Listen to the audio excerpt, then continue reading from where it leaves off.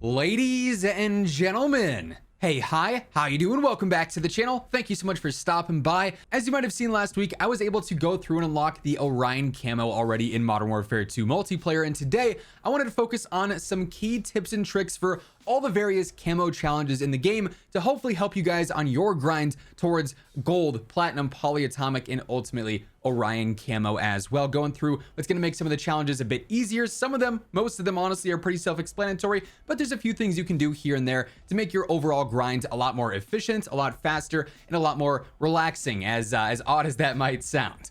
The first thing that I myself did that I find to be the easiest, especially with this new system where certain camo challenges are locked until you reach like just the level before max on a lot of weapons, is just to go through and max level all your weapons first. You know, max level all your rifles, and then all your SMGs, and then all your shotties, so on and so forth. That way you could then go back and complete whatever challenges you haven't completed while you're just naturally leveling them up, which for what it's worth is probably, you know, 50 to 75% of the challenges on any given gun you'll just complete by leveling them up naturally. After you go through and you max everything, you can go back and complete the very simple ones, but also do more than one challenge at once. Whereas obviously if a challenge at level 24 is locked, let's say it's to get prone kills, and at level 17 you've done 20 prone kills, it won't count for that. But if you max it out and go back, and while you're doing ADS kills, you also prone, you can get your ADS kills and your prone kills done at the same time. So in my opinion, the easiest way to complete the most challenges in the least amount of time is to max level first, and then just go back either through all the weapons at once or through all the camo categories and weapon categories at once. I feel like that's a good way to really, you know, maximize your amount of camos you're completing on any given game. So that's definitely something worth taking note of. Also, something that a lot of players now will be able to take advantage of that unfortunately I wasn't able to take advantage of because I did these camo grinds so soon, is tier 1, aka hardcore. This is gonna make so many different camo challenges themselves much easier. Long shots, headshots, all sorts of different weapon categories themselves become a lot better when the health is so low. So playing tier 1 on top of the different modes that I recommend throughout the video for certain camo challenges themselves, whether it be hard point or dom, absolutely jump into tier 1 for that. The only exception there would be ground war, which I do recommend for several different challenges, as you guys will see here. But outside of that, outside of ground war as a tip itself, tier 1 is incredibly useful. Those are the first few things I'd pay attention to. But with this camo system, you'll notice as you're going through, it's a lot of the same challenges on any given weapon. You know, some of the rifle challenges are the same as the SMGs, the LMGs, the snipers. Some weapon categories have specific challenges, whether it's getting kills from behind, whether it's getting akimbo kills, stuff like that. But going through each of the basic camo challenges that we have, first up we have basic kills. This is something that you need to do on every single weapon, is get a certain amount of kills for the melees, all primaries, all secondaries, launchers included. This is as straightforward as it gets. There's no real tips I can give you guys for getting basic kills. Just shoot the bullets at the bad guys and you'll get this one done. Another super easy one that's just going to happen naturally over time is your ADS kills. Simply aiming down sights. Really the only ones that this could potentially be annoying on is the shotguns, because those are primarily hipfire stuff, right? But even then, ADSing with a shotgun is going to guarantee you that one hit kill most of the time. So it's still like it's not useless. It's honestly more effective in some situations. So ADS kills, again, is not something you really ever have to worry about. This next one, especially when it comes to the melees, I've found to be a little bit annoying so far, and that is getting 2 kills within 10 seconds of one another. So you get your first kill and then you have 10 seconds to get that second kill, or that camo challenge is not going to, you know, increase. You're not going to get any progress there. And there's a few different ways you can sort of maximize this one. The first one is playing in 6v6 and lobby surfing for some of those smaller maps. In my opinion, I feel like Farm 18 is probably the go-to for this challenge in specific, just because that is such a small map and enemies are so close together most of the time. If you're playing, you know, domination or hard points, you're going to find enemies around those central areas bunched up together a lot more frequently. The other way to go about this is to play ground war and essentially try to, you know, get your UAV, get your squad spawns set so that you know where a big group of enemies is, and just hope that, you know, you're in a convenient situation where there's multiple in the same place. Something that is convenient about ground war is your ability to fly in off that spawn helicopter and sort of land above enemies or behind enemies, sneak up on them and surprise them. That's a good way to get some of those double kills, especially when there are multiple enemies close to one another. Obviously, the enemies play into this challenge more than you do because they have to be bunched up. You have to be able to find 2 enemies within that 10-second mark. So that one, a little bit more annoying. After that, you do have prone kills. This one is relatively straightforward. You have to be proning or laying down on the ground for these challenges to track. In my opinion, the best way to get the most amount of prone kills is to find an angle in which you can hold a choke point on the map, whether that is a central lane, whether that's a flag in domination, whether that's a certain hard point area. Prone around that area that's going to be high action, and you just have to wait for enemies to start running there. It's a little bit more of a passive challenge, but one that ultimately is not too hard. It's just a little bit tedious. Next up, we've got Hipfire kills. Frankly, my tips for the 2 kills in 10 seconds challenge is going to be the same for Hipfire. Obviously, you have to be in very close proximity to have that accurate Hipfire and to be able to secure those kills unless you get very, very lucky. So again, for this one, you want to be playing on those small maps. Farm 18 is by far the go-to as of right now. Maybe in the future, we get Shipment, we get Shoot House, we get a different small map. But playing those close corners, those tight buildings, anything like that where it's going to be close quarters engagements only is going to be your best bet for Hipfire. Or again, in ground war, spawning in from above and getting behind enemies, sneaking up on them so that you're in close proximity, you can get those Hipfire kills. And the same deal for the Hipfire kills goes for the point blank kills as well. Exact same strategy for both of those. Nothing really differs between the two. You have to be a little bit closer for point blanks. I think it's within like 5 or 6 meters. Hipfire, you can obviously do it a little bit further range, but not too much when it comes to that accuracy. By the way, as we are going through all this today, if you guys are new to the channel, every single day, some days twice daily, I got you covered with all things going on in COD.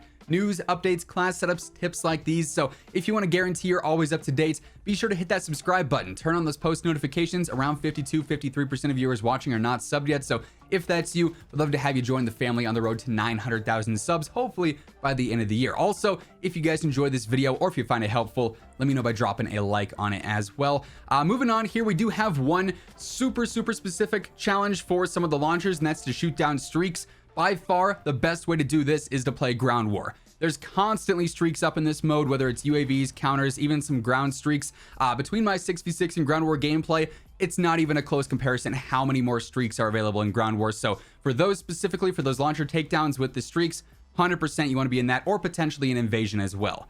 After that, we get back to some of these standard kill-based challenges. Double kills, this one's going to be primarily, again, based on the enemies being, bunched up together and not really spreading out much, but the smaller maps are going to be great for this. The double kill timer is not super forgiving this year. Like, the kills do have to be pretty rapid, so playing on some of the smaller maps, in my opinion, modes like Hardpoint and Domination really feed into enemies grouping up together more so than TDM or Kill Confirmed or Free-for-all, so probably want to go for an objective-based mode or ground war or invasion here so that the enemies might be like more on their squad spawns or whatever the case may be.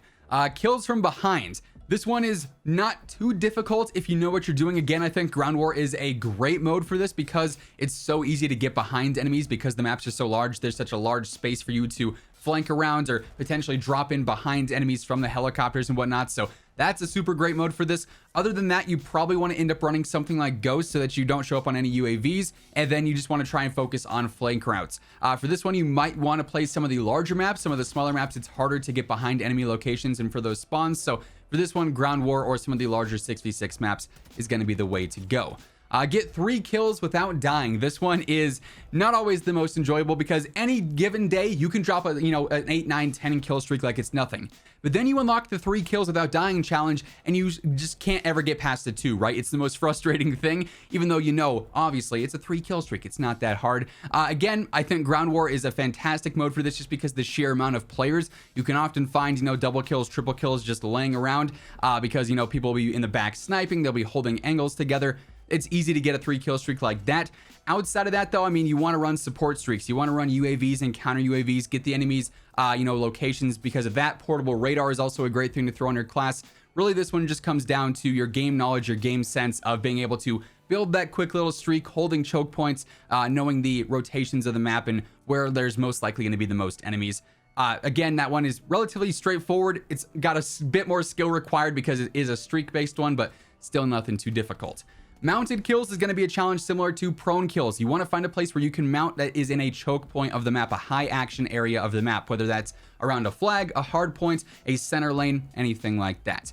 Another pretty basic one here, get kills with the suppressor equipped. Just throw it on your class setup. Get one that gives you better range, velocity, control. Throw that sucker on and you're good to go. That one's super easy. Crouch kills, you just have to force that into your gameplay. I probably wouldn't try and crouch spam for these kills. I would just straight up hold the crouch and walk around like that. It is annoying because you're so slow, but ultimately that's going to be the most efficient way to do that. For long shots, you can definitely try and do this on the 6v6 maps.